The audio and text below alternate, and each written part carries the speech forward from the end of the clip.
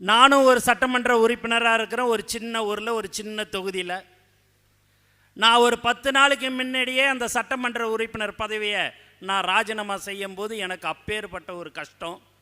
5-6 மாதம் இருக்கும் முன்பே அந்த சட்டமன்ற பதவியை ராஜினாமா செய்துவிட்டு தமிழக வெற்றி கழகத்தின் தலைவருக்கு அவர் வந்தார்.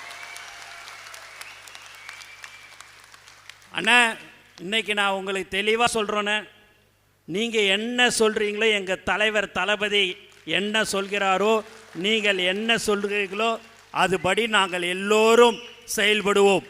எங்களை தலைவர் எங்களை அப்படி தானே வழி நடத்தியிருக்கிறாரு.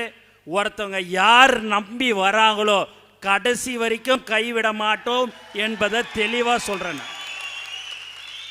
எங்களை முழுமையாக நீங்கள் எங்களை ஏற்றுக்கினீங்கன்றது எனக்கு எப்படி தெரியுது அப்படின்னா, எங்களுடைய தமிழக வெற்றி கழக தோழர்களை ரொம்ப சீக்கிரமாக அரவணைத்து கொண்ட ஒரு உண்மையான அண்ணன் KS என்றதை தெரிவிச்சுக்கிறேன்.